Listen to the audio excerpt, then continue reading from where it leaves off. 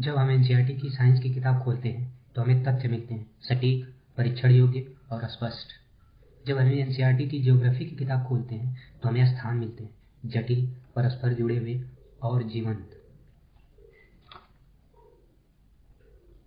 दोनों विषय अलग अलग लगते हैं, लेकिन गहराई में जाएं तो वे एक ही नैतिक पाठ पढ़ाते हैं, ऑनेस्टी एंड रीजनेबलनेस, अर्थात सच्चाई और तर्कसंगतता।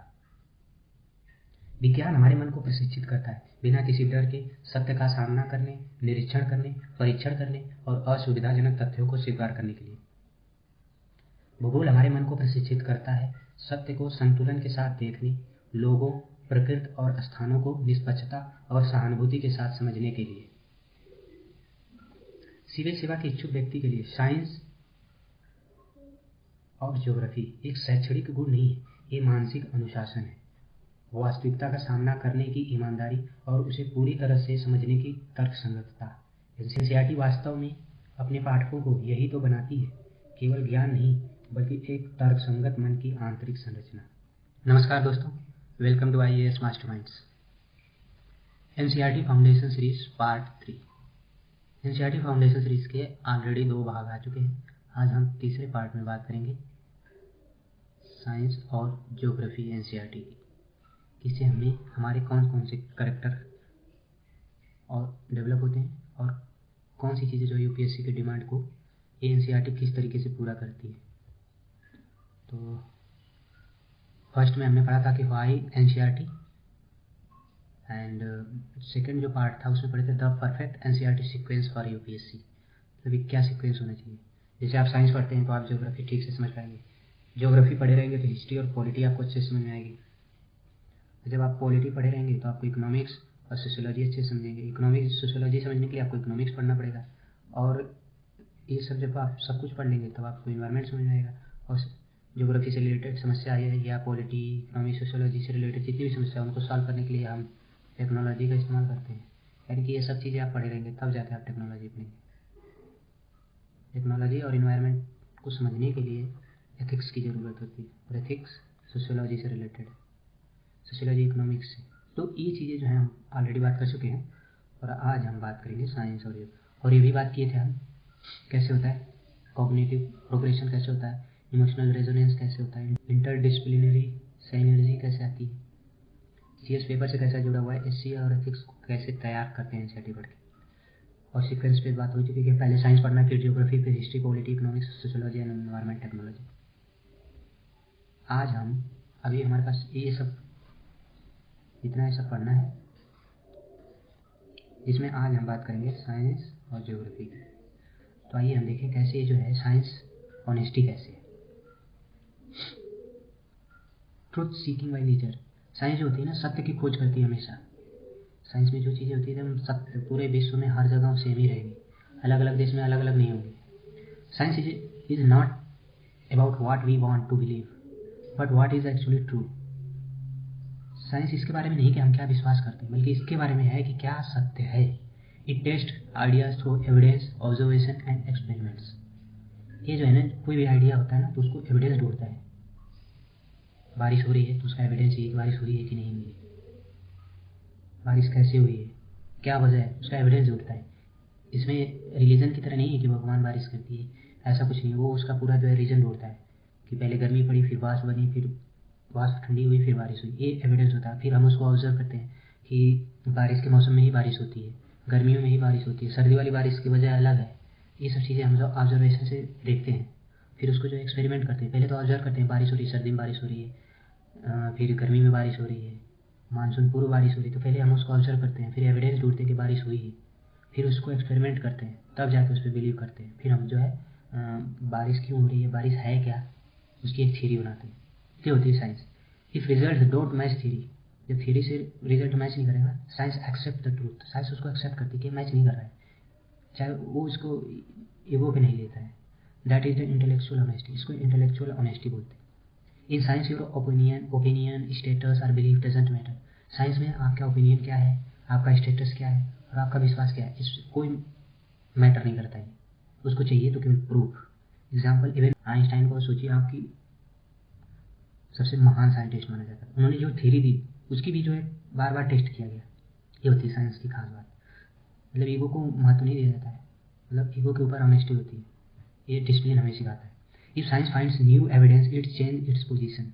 जैसे साइंस में होता है ना कि आपको कोई भी एविडेंस मिल गया, आपने पहले से कोई थ्योरी बनाई है। जैसे हम जब साइंस पढ़ते हैं ना 9th में, तो इलेक्ट्रॉन प्रोटॉन की जो खोज हुई थी, तो अलग अलग थ्योरी है, डाल्टन की थ्योरी, फिर नील बोर की थ्योरी, कि कैसे जो है कक्षा में जो है इलेक्ट्रॉन प्रोटॉन जो है चक्कर कर रहे हैं। तो पहले जो दिए उनको फिर दूसरे वाले साइंटिस्ट ने गलत सिद्ध किया, तीसरे वाले ने कि नहीं आपका, उन्होंने एक अलग थ्योरी दी, उसको फिर टेस्ट किया गया, गलत हुआ, फिर अलग आई। तो ऐसे जो है साइंस जो है डेवलप करता रहता है। उसको जैसे एविडेंस मिलता है तो बाद वाली थ्योरी जो है गलत हो गई। तो scientist must share their method and data so other can repeat it. तो वो कौन सा डेटा और मेथड से वो जो है अपनी थ्योरी डेवलप की है वो लोगों को भी शेयर करते हैं, फिर उसको टेस्ट किया जाता है। तो अगर सही आ रहा है बार बार, अगर वो सही आ रहा है रिजल्ट, तब उसको सही मान लिया जाता है। अगर कोई जो इसमें खामी निकाल देता है तो उसको गलत मान लिया जाएगा। Observation before opinion. Science begin with what is not what we wish. Science जो है ना क्या है इससे शुरू होता है, न कि हम क्या मानते हैं। जैसे बारिश को ही ले लीजिए, बारिश क्या है, साइंस इस पर ढूंढता है कि ये जल से बना हुआ है, बाष्प जो है ऊपर जाकर ठंडी हो जाती है, फिर बारिश होती है। ये नहीं कि जैसे पहले मैथोलॉजी में है कि कोई भगवान है बारिश करवाते हैं ऊपर से आती है, नहीं, ये हमने मैथोलॉजी में पढ़ रखा है, हमारा रिलीजन इस तरीके से बताता है। लेकिन साइंस साइंस जो है उसकी रियलिटी को समझने की कोशिश करता है। ये demand that see clearly before you we conclude. ये चाहता है ना कोई चीज़ पूरा क्लियर हो जाए, किसी कंक्लूजन से पहुंचने से पहले आप चीज़ें पूरी तरीके से क्लियर कर लें। तो एक गुण है honesty seen without distortion. Honesty क्या है, ऑनेस्टी में होता है कि आप कोई चीज़ जो है जैसी है वैसी एक्सेप्ट करिए, बिना उसमें कोई बदलाव किए। और यही काम जो है साइंस भी करता है। ठीक हो गया। ये scientist is never afraid to be wrong, only afraid to be unclear. Scientist जो होता है ना वो कभी रॉन्ग होने से गलत नहीं मतलब डरता नहीं है। साइंटिस्ट जो होता है कभी गलत होने से डरता नहीं है। वो डरता है कि ये कोई चीज़ जैसे क्लियर नहीं हो रही है, उससे डरता है। Evidence over ego. Hypothesis are tested not protected. कोई भी थीसिस बनाई जाती है ना तो उसको टेस्ट किया जाता है, बार बार टेस्ट किया जाता है। बल्कि उसे नहीं कि किसी ने कह दिया कि ये मेरी थीसिस है तो ये आप गलत सिद्ध नहीं कर सकते। वो एकदम ऑफर देता है कि नहीं, अगर आप जो है इससे अच्छा कर सकते हैं तो करिए। अगर डेटा से कोई थ्योरी गलत हो जाती है, जैसे आपने कहा कि ये दवा जो है कैंसर का इलाज, लेकिन देखा गया कि 100 लोगों को जब वो दवा दी गई तो 2-4 लोग सही हुए और मैक्सिमम लोग सही नहीं हुए। तो आप इस एविडेंस में नहीं पूछ सकते कि ये दवा जो है कैंसर का इलाज कर रही है।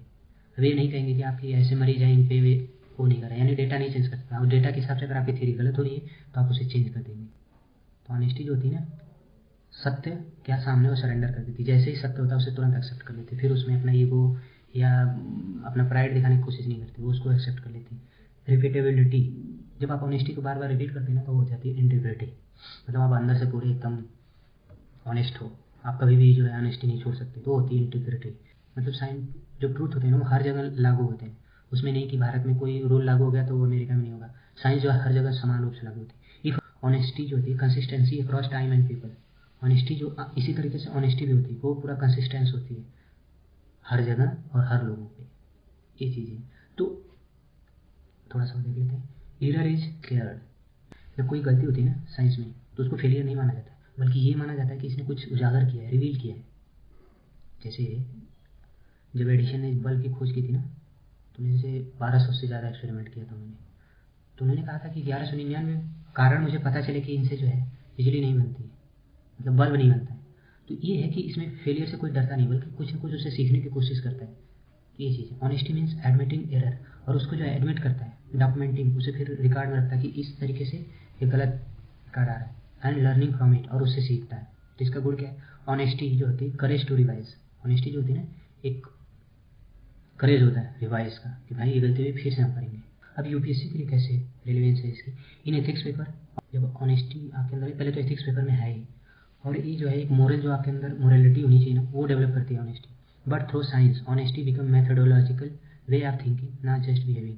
तो आप व्यवहार में कभी कभी है ना हम ऑनेस्टी दिखा देते हैं, आपको पता होता है एक सही है गलत है, आप ऑनेस्टी कर दें। लेकिन जब आप साइंस पढ़ेंगे ना तो आप मेथोडोलॉजी जो है आपकी, जैसे मान लीजिए पॉलिसी कोई बनानी है, तो जब आपका साइंटिफिक टेम्परामेंट डेवलप हो गया ना तो आप मेथोडोलॉजी जो लेंगे यानी करेक्ट डेटा लेंगे, उस हिसाब से किसी नतीजे पहुँचेंगे, ना कि जो कोई परसेप्शन बना हुआ है। जैसे मान लीजिए आदिवासियों से रिलेटेड कोई आपको पॉलिसी बनानी है और आपने देखा कि वहाँ पे एजुकेशन सही नहीं है, एजुकेशन लोगों का जो एक शिक्षा का जो स्तर है, एजुकेशन का लेवल है, काफ़ी नीचे है। तो आप वहाँ पे वजह ढूंढने की कोशिश करेंगे कि वहाँ पे जो है डेवलपमेंट नहीं हुआ है, स्कूल कॉलेज नहीं है, टेरेन काफ़ी कठिन है, लोगों को दूर पढ़ने जाना पड़ता है, और वहाँ गरीबी है जिस वजह से माँ बाप बच्चों को स्कूल नहीं भेज पाते हैं। तो ये सब आपको डेटा है इस हिसाब से, ना कि आपने परसेप्शन बना लिया कि ये कामचोर है, पढ़ते नहीं है, बच्चों को पढ़ाते नहीं, इनके अंदर जागरूकता नहीं है। यानी कि अगर आपके अंदर साइंटिफिक टेम्परामेंट है तो वहाँ का जो आप डेटा लेंगे उस हिसाब से एनालिसिस करेंगे और कोई पॉलिसी बनाएंगे। जब आपका साइंटिफिक टेम्परामेंट होगा ना तो आप अच्छा एनालिटिक्स करेंगे और अच्छे एडमिनिस्ट्रेटर बनेंगे और एक अच्छे रिफॉर्मर बनेंगे। ये चीज़ें साइंस में हम इस पर और डिटेल में बात करेंगे आगे। यहाँ पे हम डिस्कस करेंगे ज्योग्राफी एज ए रीजनेबलनेस। इसका पहला है understanding causes not just event. जो ज्योग्राफी होती है ना, कारण ढूंढने की कोशिश करती है कि कोई चीज़ क्यों हो रही है। जैसे साइंस में होता है ना, क्या है हम उसको ढूंढते हैं, लेकिन ये क्यों हो रही है इसको ढूंढते हैं। कॉजेज कारण है कि ऐसा क्यों हो रहा है, बारिश क्यों हो रही है, आंधी क्यों आ रही है, सूर्योदय क्यों हो रहा है, रेगिस्तान क्यों बनते हैं, नदियाँ क्यों बनती हैं, पहाड़ क्यों बनते हैं। यानी हम उसके पीछे जो है कारण ढूंढने की कोशिश करते हैं, तो होता है reasonable. Geography doesn't just say it rains in India. ये नहीं कहती कि बारिश हो रही है, इट्स आस्क व्हाई। वो पूछती है क्यों हो रही है बारिश। बिकॉज मानसून विंड्स, मानसून की हवाएं आई हिमालय की वजह से, ओशन की वजह से। तो that why and how approaches is the essence of reasonableness, seeing logic not blind facts. तो व्हाई और हाउ, ये जो प्रश्न होते हैं, व्हाई एंड हाउ, ये जो होते हैं, इनका जो ये है रीजनेबलनेस। जहाँ आप वाई और हाउ का प्रश्न पूछते हैं वहाँ पे शुरू होता है लॉजिक। आप उसके पीछे के कारण ढूंढने की कोशिश करते हैं, केवल फैक्ट नहीं। फैक्ट साइंस बताती है, लेकिन उसके पीछे कि हम और भी चीज़ें जब ढूंढने की कोशिश करते हैं ना तो हो जाता है लॉजिक। और सेकंड है बैलेंस पर्सपेक्टिव। ज्योग्राफी जो है ना, geography studies people, land and resource, तीनों को एक साथ देखती है। मतलब हम केवल अलग अलग नहीं, सब पर्सपेक्टिव से देखते हैं कि लोगों के हिसाब से कैसे चल रहा है। जैसे मान लीजिए जंगल है, तो लोगों को कैसे इफेक्ट कर रहा है, लोग उस जंगल को कैसे इफेक्ट डाल रहे हैं, दोनों पर्सपेक्टिव देखेंगे। फिर जो है भूमि, किस भूमि पे जंगल है, किस भूमि पे जंगल उगाना चाहिए, कहाँ पे लोगों को रहना चाहिए, कौन जो है कृषि करने लायक है, तो इस पर्सपेक्टिव से देखते हैं। कौन सा रिसोर्स कहाँ है, कौन सा जो है किस रिसोर्स की खुदाई करना आसान है, कौन जो है आर्थिक रूप से वाइबल है। यानी कि जो है ना पूरा पर्सपेक्टिव देखते हैं ज्योग्राफी में। Is show how human and nature must को एग्जिस्ट रीजनेबली। ये जो है ना नेचर और ह्यूमन एक साथ कैसे एग्जिस्ट कर सकते हैं, एक साथ कैसे रह सकते हैं, एक साथ कैसे कोऑपरेट कर सकते हैं, उसको दिखाता है। जैसे if you over use ground water, जैसे आप अगर ग्राउंड वाटर को ओवर यूज कर रहे हैं तो क्या होगा, सूखा पड़ेगा, परेशान हो जाए। तो ये जो है ना फिर हार्मोनी डेवलप करती है कि हमें पानी जो है ठीक से यूज करना है ताकि जो है सूखे की संभावना को कम कर सके। तीसरा है इसमें प्रैक्टिकल थिंकिंग। ये जो है ना ज्योग्राफी आपको प्रैक्टिकल थिंकिंग करना सिखाती है। जैसे geography always connects to real life. नदी हो गया, बारिश हो गई, रेगिस्तान हो गया, पहाड़ हो गया, जंगल हो गया, इन सब चीज़ों की हमने स्टडी करते हैं ज्योग्राफी के अंदर। तो ये हमें रियल लाइफ से कनेक्ट करती है। जैसे कि आपको बांध कहाँ बनाना है, तो हम देखते हैं कि कितने लोग प्रभावित होंगे, इससे कितना बेनिफिट होगा, कितना नुकसान होगा, फिर उसकी तुलना करते हैं, तब फिर डिसाइड करते हैं कि बांध कहाँ बनेगी, सड़कें कहाँ बनेगी, जंगल कहाँ और लगाए जाएंगे, पेड़ कहाँ से काटे जाएंगे अपनी ज़रूरतें पूरा करने के लिए। तो यानी जो हमारे अंदर प्रैक्टिकल थिंकिंग आती है। Explains diversity with logic. ये जो है ना डाइवर्सिटी को, जो हमारी विविधता है उसको जो लॉजिक के साथ एक्सप्लेन करती है कि विविधता क्यों जरूरी है। Why do desert exist next to fertile plain, why do some regions prosper and other struggle. जैसे ये बताती कि रेगिस्तान कैसे बन गया, फिर रेगिस्तान जो आज प्लेन एरिया है, फर्टाइल एरिया, बाद में रेगिस्तान बन जाएगा।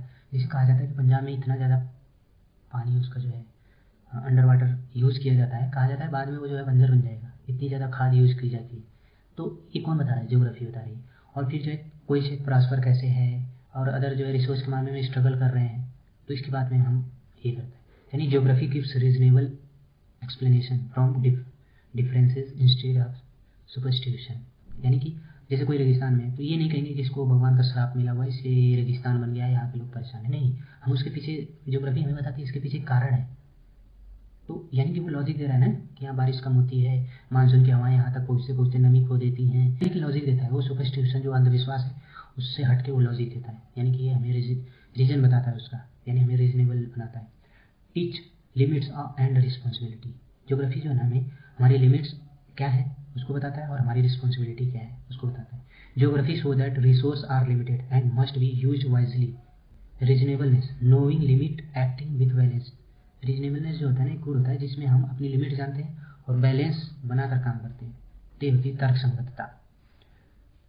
ज्योग्राफी बिल्ड्स द अवेयरनेस, ये हमारे अंदर अवेयरनेस बढ़ाती है कि हमारे जो रिसोर्स किस तरीके से यूज़ करना है ताकि हम भी अच्छे से यूज़ करें, पोल्यूशन भी ना हो और आने वाली पीढ़ियाँ भी उसको बढ़िया से यूज़ कर सकें। तो geography is reasonableness because it teach us to see patterns, ये पैटर्न देखता है। ये रीजनेबल इसलिए है क्योंकि ये पैटर्न देखता है। अंडरस्टैंड द कॉजेज, वो अब कारण ढूंढने की कोशिश करता है। बैलेंस ह्यूमन नीड्स, ये लोगों की नीड्स को बैलेंस करता है विथ नेचर, नेचर के साथ नीड को बैलेंस करता है। And make logical fair decision, और कोई जो डिसीजन होता है ना वो लॉजिकल निष्पक्ष लेता है।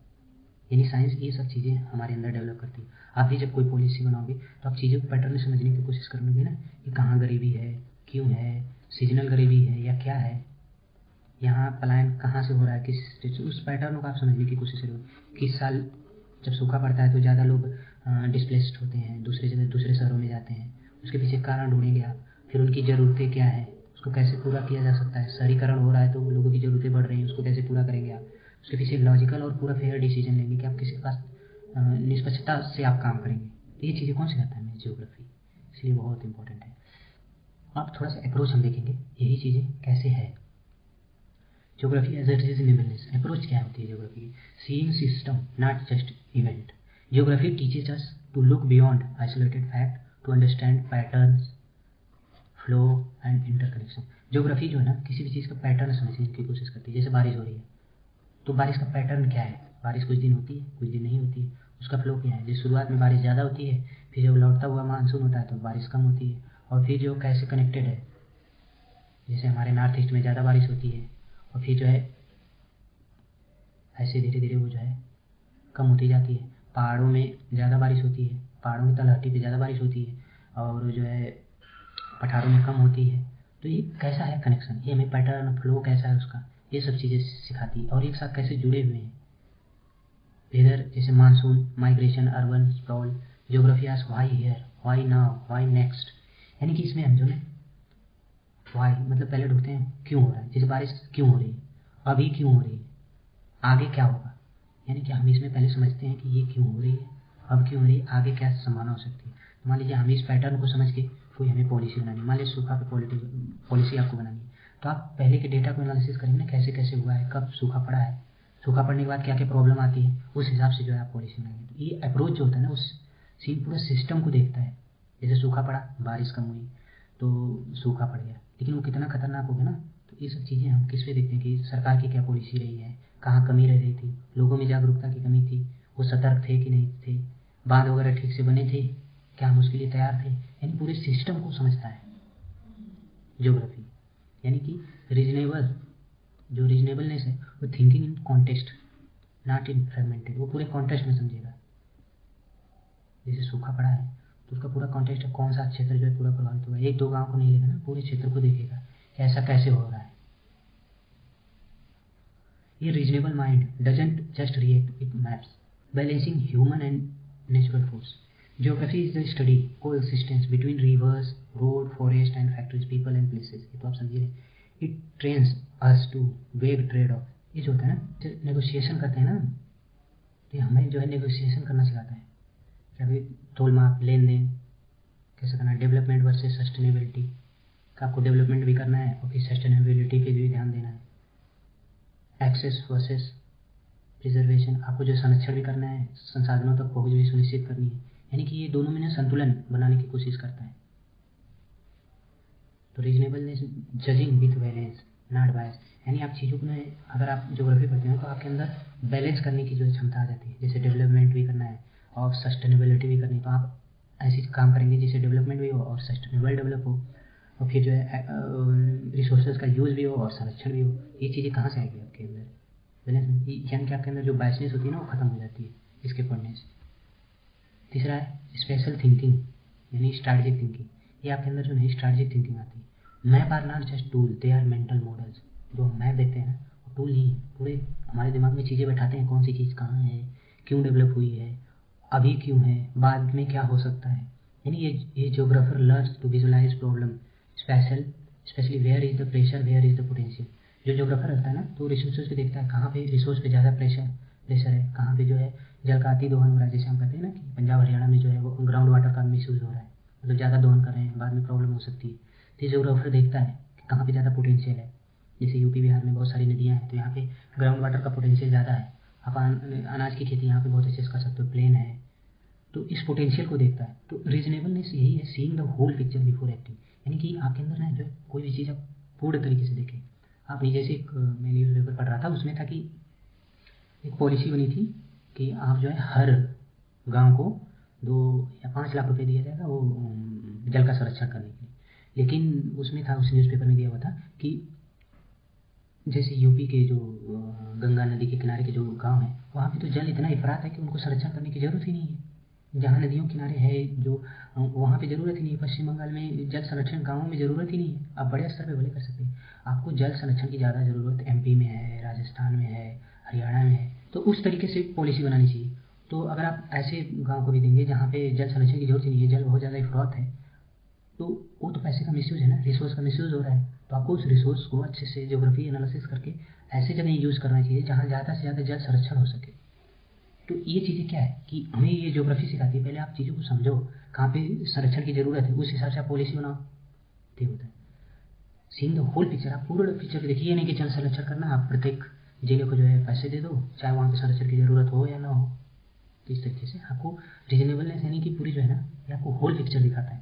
संपूर्णता में आप चीज़ों का परीक्षण करोगे, कहाँ बारिश हो रही है, कहाँ नहीं हो रही, कहाँ नदियाँ हैं तो वहाँ का जल स्तर ऑलरेडी ऊँचा है तो वहाँ पे आप क्या संरक्षण करोगे, कहाँ जो है जल भराव है, कहाँ पे किन गाँव में तालाब वगैरह, जहाँ जिन जिलों में ऑलरेडी तालाब वगैरह हैं तो वहाँ पे संरक्षण करने की क्या जरूरत है। तो ये चीज़ें तो यहाँ पे वो कहा जाता है ना कि लोग एसी में बैठ के पॉलिसी बना देते हैं जो कि ज़मीन पे जो है अच्छे से लागू नहीं होती, तो पॉलिसी फेल हो जाती है। यानी कि हमें जो है ना होल पिक्चर देखनी है, उस हिसाब से पॉलिसी बनानी है। चौथा है टॉलरेंस फॉर डाइवर्सिटी, कैसी अप्रोच होनी चाहिए डाइवर्सिटी के प्रति। तो ज्योग्राफी में क्या सिखा रहा था, geography embrace variation in climate, culture, economy and ecology. Geography होती है ना जो एक्सेप्ट करता है कि विभिन्न प्रकार के क्लाइमेट हैं, कल्चर है, इकोनॉमी है एंड इकोलॉजी है, उसके महत्व को समझता है। जैसे आप जो है अमेरिका चले जाइए, वहाँ का क्लाइमेट अलग है, वहाँ के लोगों के लिए अच्छा है, वहाँ उस क्लाइमेट के हिसाब से कल्चर है, उसी क्लाइमेट के हिसाब से वहाँ की इकोनॉमी है, वहाँ की इकोलॉजी है, तो इसको एक्सेप्ट करता है। भारत का क्लाइमेट अलग है, भारत का इसलिए कल्चर भी अलग है, यहाँ की इकोनॉमी भी अलग है, इकोलॉजी भी अलग है। ज्योग्राफी इस चीज़ को एक्सेप्ट करता है। जैसे ह्यूमन नेचर में होता है ना कि हम भारत वाले जो हैं या कोई भी हो, जैसे अमेरिका वाले हैं तो वो दूसरे को एक्सेप्ट नहीं करते हैं, वो सोचते हैं हमारा ही अच्छा है। लोग जो है एकदम बायस हो जाते हैं अपने रिलीजन के प्रति, अपने क्षेत्र के प्रति, अपने कल्चर के प्रति। लेकिन ज्योग्राफी इस चीज़ को एक्सेप्ट नहीं करता, वो सब चीज़ को एक्सेप्ट करता है। अमेरिका के कल्चर को भी एक्सेप्ट करेगा, कोई अगर ज्योग्राफर है तो वो एक्सेप्ट करेगा। यानी कि एज ए यूपीएससी एस्पिरेंट हमारे अंदर भी वो चीज़ें होनी चाहिए कि हर चीज़ को आप एक्सेप्ट करें, आपके अंदर बायसनेस नहीं हो। ये क्यों ज़रूरी है तो हम बाद में बात करेंगे। तो इस पर जो है मैं बस ये चीज़ें समझने की कोशिश करिए कि ये चीज़ें हमारे अंदर होनी चाहिए, इसीलिए तो एनसीईआरटी पढ़ाई जाती है ना, वो चीज़ें आप एक्सेप्ट करें। It teaches that difference is not disorder and that adaptation is wiser than domination. मतलब जो डिफरेंस है लोगों में, अलग अलग एथनिसिटी है, अलग अलग कलर के लोग हैं, अलग अलग खान पीन है, सबका अलग रिलीजन है, तो ये चीज़ें हमें एक्सेप्ट करना चाहिए, ना कि उस पर डोमिनेंस करना चाहिए कि नहीं एक ही रिलीजन हो, एक ही लैंग्वेज हो, एक ही तरह के पहनावे हो, एक ही अच्छा, ऐसा नहीं। हमें पूरी जो डाइवर्सिटी है ना उसको एक्सेप्ट करना चाहिए, ये चीज़ सिखाता है geography. Reasonableness, respecting complexity without rushing to simplify. Geography जो रीजनेबलनेस यही है ना, तार्किकता यही है, तर्कसंगतता यही है कि हम जो कॉम्प्लेक्सिटी है, जैसे इंडिया में इतनी ज़्यादा डाइवर्सिटी है, हमारा कॉन्स्टिट्यूशन भी उस चीज़ को एक्सेप्ट करता है, तो हमें भी मेंटली उस चीज़ के लिए तैयार होना चाहिए। जैसे नॉर्थ ईस्ट के लोग होते हैं ना, तो आप दिल्ली वगैरह में उनको चाइनीज़ कहा जाता है, भारतीय माना ही नहीं जाता है। तो ये क्या है कि हम उनको एक्सेप्ट नहीं कर रहे हैं, हमें हमारे भारत का पार्ट है, वो लोग भी भारतीय हैं, तो उस चीज़ को एक्सेप्ट करना चाहिए, क्योंकि हम उनको अलग तरीके से देखते हैं, क्योंकि वो हमारी तरह नहीं दिखते हैं। लेकिन ज्योग्राफी इस चीज़ को नहीं मानता, वो एक्सेप्ट करता है कि हमें कॉम्प्लेक्सिटी जो है ना उसको स्वीकार करनी पड़ेगी। ये चीज़ हम कहाँ सीख रहे हैं, ज्योग्राफी से। अब यूपीएससी के लिए कैसे ये महत्वपूर्ण है, इन जीएस पेपर फर्स्ट में तो है ही geography, views analytical depth. GS paper third में in forms of disaster management, resource planning and environmental ethics. In ethics become metaphor for balanced judgement and contextual awareness, यानी कि जो हमें balance judgement चाहिए ना, एथिक्स में तो यही पढ़ते हैं ना, कोई पॉलिसी आप कैसे बना रहे हैं तो उसमें बैलेंस होना चाहिए, आपको कोई भी चीज़ अति नहीं करनी है, तो एथिक्स में पढ़ते हैं। फिर कॉन्टेक्स्ट के हिसाब से हम कोई पॉलिसी बना रहे हैं, गरीबों के लिए, दलितों के लिए, आदिवासियों के लिए, ये क्या है, कॉन्टेक्स्ट है ना, कॉन्टेक्स्ट के हिसाब से पॉलिसी बनाते हैं। तो जब तक आप किसी कॉन्टेक्स्ट से अवेयर नहीं रहेंगे तो कैसे बना पाएंगे, तो ये भी हमें ज्योग्राफी सिखाती है, यहाँ भी इसकी इंपॉर्टेंस है।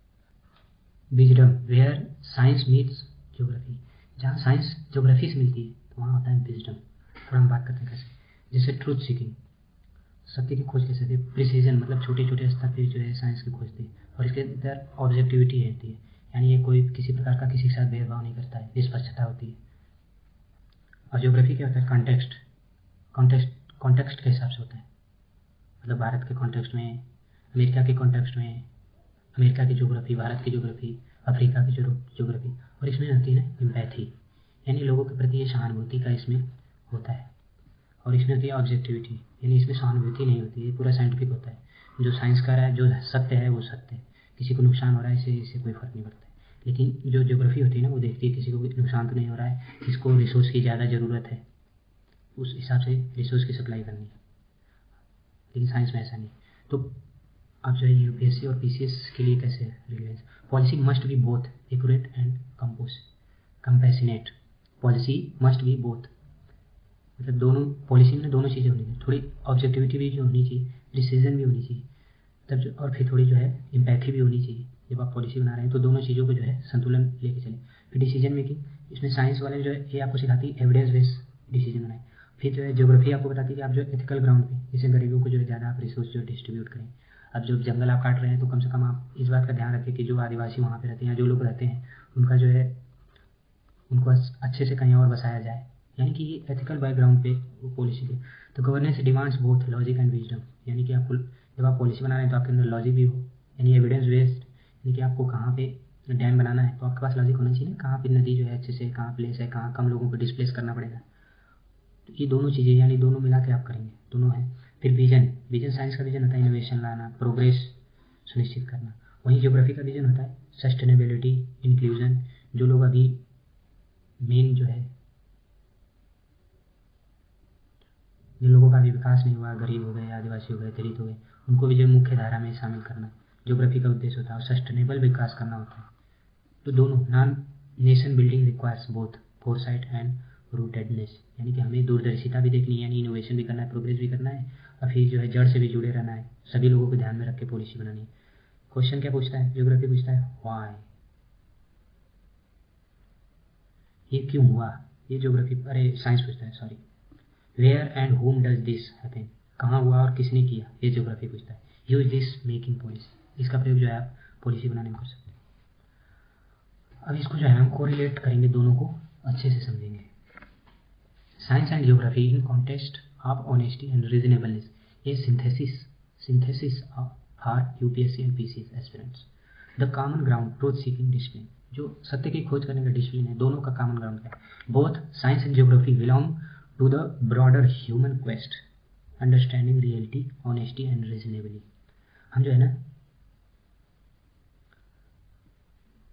साइंस और ज्योग्राफी दोनों जो है ना ह्यूमन की खोज करते हैं, खोज में लगे रहते हैं, अंडरस्टैंडिंग समझने में, reality of honesty, reality honesty and reasonably, मतलब ईमानदारी पूर्वक और रीजन से जो है उसकी ह्यूमन की जो है ना रियलिटी ढूंढने की कोशिश करते हैं दोनों। Science seek universal truth, what is, science ढूंढता है क्या है, geography where how and why does it matter, ढूंढता है कहाँ है, इस प्रश्न से वो ढूंढने की कोशिश करता है। Together they teach an aspirant that truth is both empirical and contextual, जैसे central administrative reasoning.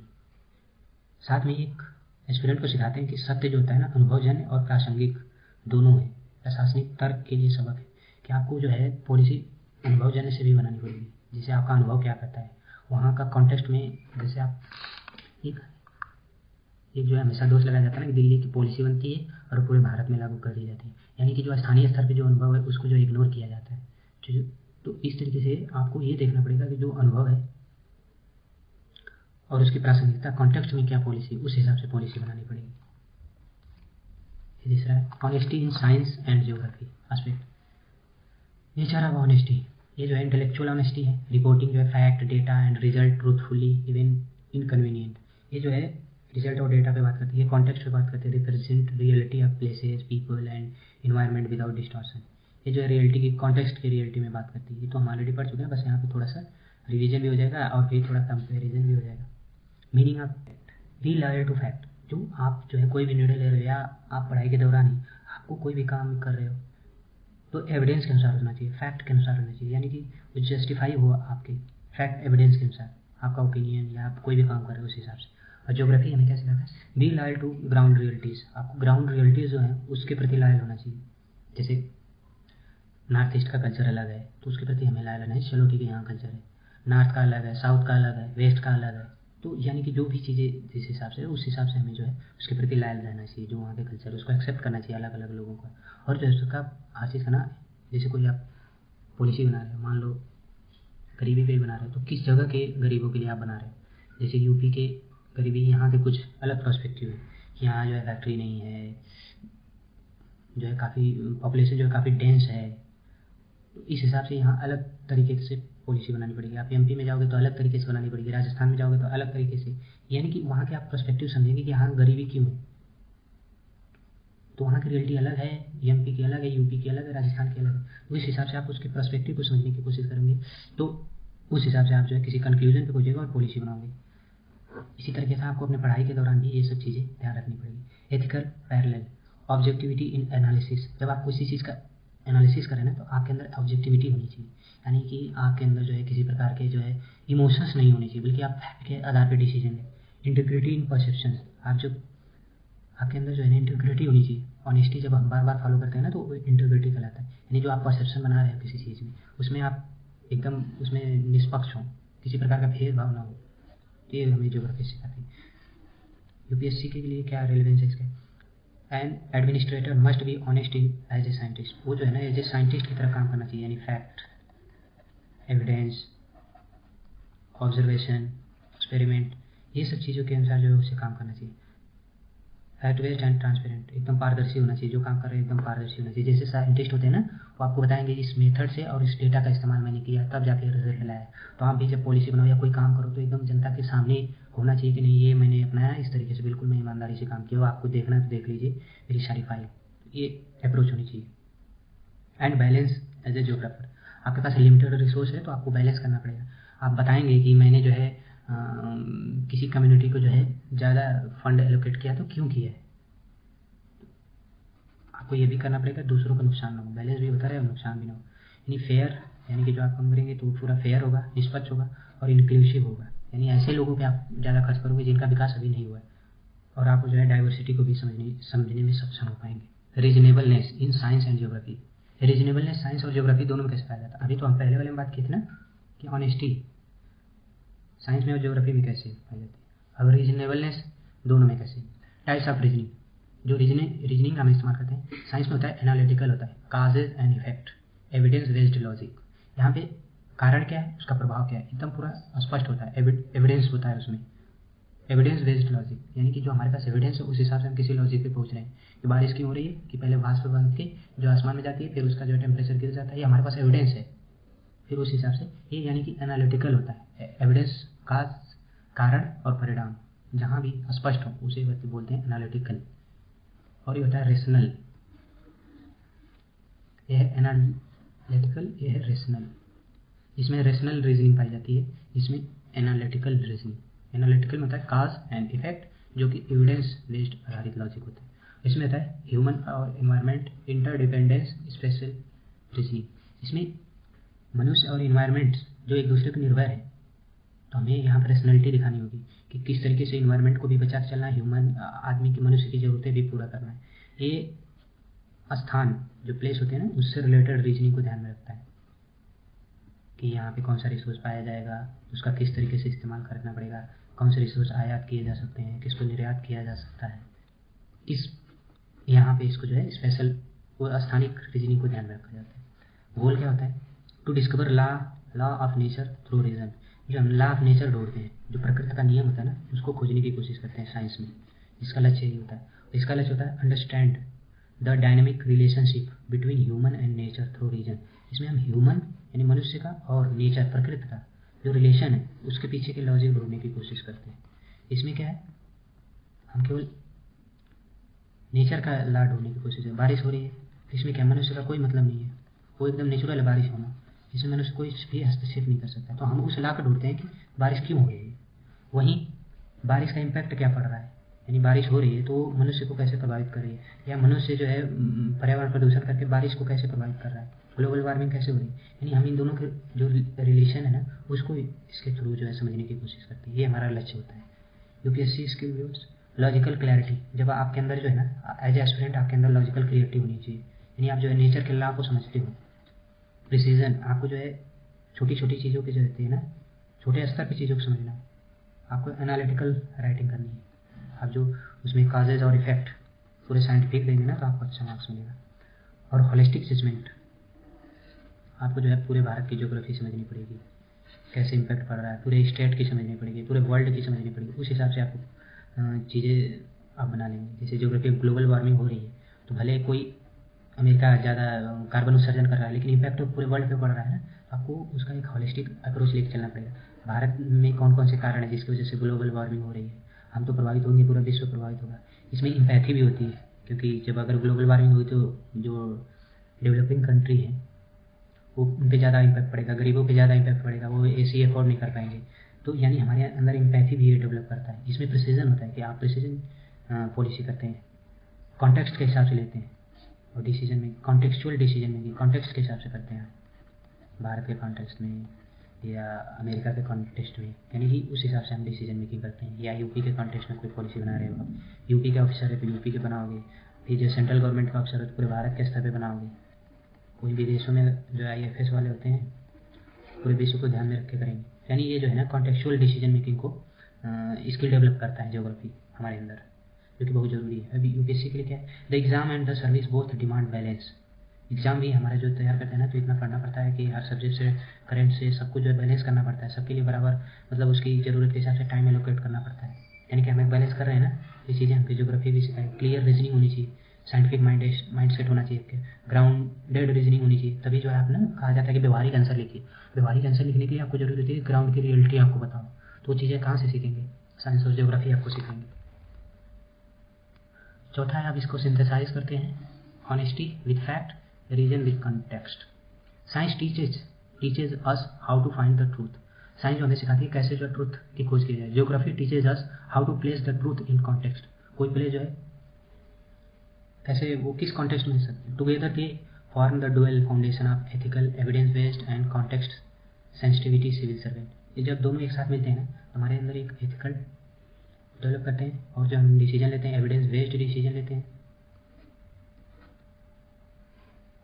Combined insight देखते हैं एस्पिरेंट के लिए। Honesty, evidence, build credibility in argument and answer writing. जब आप किसी से आर्गुमेंट कर रहे हो ना तो उसकी क्रेडिबिलिटी कैसे डेवलप होगी, जब आर्गुमेंट आंसर राइटिंग, जब आप एविडेंस बेस्ड आर्गुमेंट देते हो ना तो आपकी क्रेडिबिलिटी डेवलप होती है। कुछ लोग होते हैं ना उनके बात में दम नहीं था, कोई एविडेंस नहीं है, बस वो बक रहे हैं, उस पर कोई विश्वास नहीं करता है। जैसे आप इंटरव्यू में आज जब कोई बात बोलोगे आप, तो अगर एविडेंस है आपके पास तो वो जो इंटरव्यूअर है वो भी आपकी बात को मानेगा। और इसी तरह जब आप आंसर राइटिंग करते हैं तो प्रॉब्लम क्या होती है कि जैसे महिलाओं की समस्या लिखना, तो जो लिखने वाले होते हैं मेंस में लिख देते हैं कि इनमें शिक्षा का स्तर कम है और इनके न्यूट्रिशन भी कम है, तो ऐसी बातें लिख देते हैं, लेकिन उसमें डेटा नहीं देते कि गवर्नमेंट का ये डेटा यहाँ पे बता रहा है कि उनका एजुकेशन लेवल बहुत कम है, लड़कियों को पढ़ने नहीं दिया जाता है, ग्रेजुएशन केवल 20 से 21% ही कर पाते हैं। इस तरीके से जब तक आप डेटा दे के अपनी बात को प्रूफ नहीं करोगे कि आप जो बोल रहे हो, तो फिर वो आंसर राइटिंग अच्छी नहीं मानी जाती है। तो यानी कि आप जो बोल रहे हो ना तो एविडेंस के साथ बोलो, तब जाके जो है आपके इंटरव्यू में अच्छे मार्क्स ला पाओगे और मेंस में भी अच्छे मार्क्स लाओगे। ये चीज़ें हमें कौन सिखाता है, साइंस। इसी तरह रीजनेबलनेस यानी बैलेंस। रीजनेबलनेस का मतलब इधर बैलेंस करना कोई भी चीज़, तो बिल्ड्स मेच्योरिटी इन इससे। इससे क्या करता है, वो बैलेंस करने की बात करता है। आप कोई भी ऐसे लिखो उसमें बैलेंस मांगता है, आपको हाइपर नहीं होना है। एथिक्स का मतलब ये बैलेंस, आपको रिसोर्स कैसे बांटना है, कैसे डिस्ट्रीब्यूट करना है, सही क्या है गलत क्या है आ जाएगा। यानी यहाँ पे ज्योग्राफी, डिसीजन मेकिंग क्वेश्चंस, जो डिसीजन मेकिंग होता है ना, आपको जैसे डिसीजन तभी लेना पड़ता है, आपको सोचो प्लानिंग करनी है, प्लानिंग की ज़रूरत क्यों पड़ती है, क्योंकि हमारे पास रिसोर्स कम है, उसकी डिमांड जो है ज़्यादा है। तो अब हम प्लान करेंगे कि हमको कैसे खर्च करना है। जैसे मान लो हमारे पास अगर लिमिटेड पैसा आ रहा है घर से, हम एज ए स्टूडेंट हमारे पास लिमिटेड पैसा आ रहा है, तो हमें प्लान करना होता है ना कि कितने खाने पे खर्च करना है, कितना रेंट देना है, कितने क्या करना है। पहले पर अगर हमारे पास अच्छा पैसा होता तो हम प्लान करते, जहाँ मन होता खर्च करते। तो उसी तरीके से जैसे हम जब स्टडी करते हैं तो प्लानिंग करते हैं, क्योंकि हमारे पास जो है 24 घंटे है, उसमें सोना है, पढ़ना है, ज़रूरी काम करना है, तो हम प्लान बनाते हैं कब क्या पढ़ना है, चीज़ें क्या करना है। तो उसमें बैलेंस स्थापित करना था, कौन किससे जो है ज़्यादा प्रश्न आता है, क्या करना है, कौन सा सब्जेक्ट मेरा कमज़ोर है तो ज़्यादा टाइम देना पड़ेगा, ये बैलेंस करना है ना, ये ज्योग्राफी हमें सिखा देता है। यानी कि और पॉलिसी भी बनाना है तो उसमें भी बैलेंस करना पड़ेगा। तो इंटीग्रेशन, जब ऑनेस्टी और रीजनेबलनेस दोनों को करोगे ना, तो आप एक विजडम आएगा आपके अंदर, यानी हिंदी में बुद्धिमत्ता बोलते हैं इसको। तो विजडम के लिए ज़रूरी है कि आपके पास एविडेंस बेस्ड डिसीजन हो, आपके अंदर बैलेंस करने की भी क्षमता हो, तब आप जो है एक बुद्धिमान व्यक्ति माने जाओ कि आप बैलेंस भी कर लेते हो और फैक्ट के आधार पर डिसीजन लेते हो। तो कोई भी आपका डिसीजन हो ना, वो पूरा एविडेंस के हिसाब से होना चाहिए कि आपके पास वो एविडेंस है, आप जो बोल रहे हैं उसका एविडेंस है आपके पास, तब वो होता है ना साइंटिफिक टेम्परामेंट बोलते हैं उसको। और यूपीएससी के लिए सबसे ज़्यादा जरूरी चीज़ें होती है। आप सोचिए कि ऐसे आप कहीं ऑफिसर सेलेक्ट हो गए, हाँ? तो कहीं गया ऐसे क्षेत्र में जो आपके कल्चर से अलग है, आपके विश्वासों से अलग है, वहाँ का अलग रिलीजन है, अलग खान पान है, लेकिन जब आप उस चीज़ को एक्सेप्ट नहीं कर पाओगे ना, तो वहाँ के लिए कैसे आप अच्छी पॉलिसी बना लोगे। इसलिए आपको जो है ये सब चीज़ें पढ़ते समय सब कॉन्टेक्स्ट के हिसाब से आपको चीज़ें एक्सेप्ट करनी पड़ेगी, यानी कि आपको बैलेंस बनाना पड़ेगा। तो build the ability to link data, आप जो है ऐसी अपने अंदर एबिलिटी डेवलप करिए कि आप जो है कोई चीज़ जो है डेटा से लिंक करें और ह्यूमन रियलिटी से, डेटा को ह्यूमन रियलिटी से हुए द इसेंस आप गवर्नेंस। और यही जो है हमारा गवर्नेंस जो है डिमांड करती है कि आप पास डेटा हो और वहाँ की स्थानीय ज़रूरत के हिसाब से आप पॉलिसी बनाएं, तब वो जो है कहलाता है गुड गवर्नेंस। पाँचवा इसका application for UPSC PCS preparation. तो यहाँ पे हम देखेंगे कि एथिक्स का पेपर जो होता है चौथा, इनकरेज वैल्यू बेस्ड रीजनिंग। यहाँ पे हम वैल्यू जैसे ट्रूथफुलनेस हो गया, इंटीग्रिटी हो गई, बैलेंस जजमेंट, ये कहाँ इन साइंस और ज्योग्राफी दोनों से आता है। ट्रूथफुलनेस साइंस आपको सिखाती है कैसे ईमानदार रहना है, इंटीग्रिटी कैसे रहनी, और बैलेंस जजमेंट किन से आता है, ज्योग्राफी से। तो यानी चीज़ें आपके अंदर डेवलप करनी पड़ेगी। तो आपको एक चीज़ मैं बता दूँ, पढ़ना और खुद का ट्रांसफॉर्मेशन करना दोनों चीज़ें अलग है। मैं बहुत ऐसे लोगों को जानता हूँ जो दिल्ली की सबसे महंगी कोचिंग ज्वाइन करके बहुत अच्छा खासा अपने अंदर जो इन्फॉर्मेशन कलेक्ट कर लिए है, पूरी ज्योग्राफी उनकी तैयार है, हिस्ट्री तैयार है, लेकिन जो साइंटिफिक टेम्परामेंट चाहिए ना वो नहीं है आपके उनके अंदर। तो आपको इन्फॉर्मेशन कलेक्ट नहीं करना है, खुद को ट्रांसफॉर्म करना है। यानी कि आप जब पढ़ रहे हैं साइंस, तो आपके अंदर ट्रूथफुलनेस होनी चाहिए, आपके अंदर इंटीग्रिटी आ जानी चाहिए। ये नहीं कि केवल आपने डेफिनेशन रख लिया जाकर लिख रहे हैं, लेकिन जब वो प्रेशर होता है ना मेंस लिखने का, तो आप वही लिखते हैं जो आपके अंदर है, तो एग्जामिनर पकड़ लेता है ये बस फेंक रहा है तो कुछ और। बैलेंस जजमेंट करना आपके अंदर आ जाना चाहिए। आपको जैसे रिजर्वेशन पॉलिसी बना रहा है तो आपको बैलेंस उसके पास होना चाहिए कि आप ऐसा क्यों कर रहे हो। आपको जो है मेरिट पे भी ध्यान देना है, फिर रिजर्वेशन भी, एम्पैथी भी आपके अंदर होनी चाहिए कि हाँ ऐसे लोगों पे ध्यान देना जो विकास में पिछड़ गए हैं। तो आपको बैलेंस दोनों में करना है। ऐसे पेपर हेल्प राइट ऐसे through combined data and human contact. जब आप ऐसे लिखते हो तो डेटा की भी जरूरत पड़ती है और फिर जो है एथिक्स की भी जरूरत पड़ती है, जो आप ज्योग्राफी सीखते हो। जीएस पेपर फर्स्ट और second, build conceptual clarity. Geography जो फर्स्ट, जीएस का जो फर्स्ट पेपर होता है बेसिक में environment, disaster management, climate and development topic, इसमें क्या कॉन्सेप्ट चाहिए आपको, तो आप वहाँ से पढ़ लेंगे। शार्पन लॉजिकल फ्लो, जो आप आंसर राइटिंग करते हो ना तो एक लॉजिकल फ्लो चाहिए होता है, जो पूछ रहा है उस हिसाब से आप लॉजिक के हिसाब से उसको आप सेटिस्फाई कर रहे हैं। ये कहाँ से मिलेगा, साइंस से मिलेगा। इंटरलिंकिंग जो होती है, एक ही प्रश्न में कई सारी चीज़ें पूछ देता है, कई डायमेंशन में देता है, कई पर्सपेक्टिव उसमें शामिल होते हैं। तो इंटरलिंकिंग कहाँ से आएगी आपको, जब आप ज्योग्राफी पढ़े रहेंगे। यहाँ पे हो गया इंटरव्यू और पर्सनल टेस्ट में कैसे ये आपको इफेक्ट डालेगा। Reflect the mature mindset, mature mindset है ना, आपके अंदर ऑनेस्टी भी हो और बैलेंस करने की क्षमता, ये होती है मेच्योरिटी। कहाँ से आएगी फिर। And reasonable which panel deeply value, जब आप ऑनेस्ट हो तो आप जो है और बैलेंस है, बैलेंस्ड आपका अप्रोच है, किसी में जो है आप हाइपर नहीं हो रहे हैं, फिर एकदम बैलेंस तरीके से बता रहे हैं कि हाँ रिजर्वेशन भी देना है, तो कुछ इस तरीके से आप लोगों का डेवलपमेंट करिए कि बाद में इसको आप बाद में जैसे ही डेवलप हो जाए लोग तो इसको ख़त्म भी किया जा सकता है। ऑनेस्ट है कि हाँ उनका भी हक है, हमारा संविधान भी इस चीज़ को एक्सेप्ट करता है। तो जो ईमानदारी आपके अंदर होगी ना, तो आप जो है इंटरव्यूअर को बहुत अच्छे से आप प्रभावित करोगे और अच्छा मार्क्स मिलेगा। नहीं तो पता चला कि आप जो एकदम खोखली बिना एविडेंस की बात कर रहे हो, खोखली बातें कर रहे हो, वो पकड़ लेगा और आपको बहुत कम नंबर देगा। इसी तरह से मीन्स आंसर राइटिंग में भी आप पकड़े जाओगे। तो ये होती है यहाँ पे इसकी इम्पोर्टेंट। तो दोस्तों अब अगला हम पढ़ेंगे ना, जो हमारा अगला पार्ट आएगा इसका चौथा, हिस्ट्री और पॉलिटी, यानी मेच्योरिटी। हिस्ट्री हमें मेच्योरिटी सिखाती है और पॉलिटी हमें जस्टिस एंड मॉडर्निटी सिखाती है। तो इसमें हम अगला बात करेंगे। Thank you for your listening.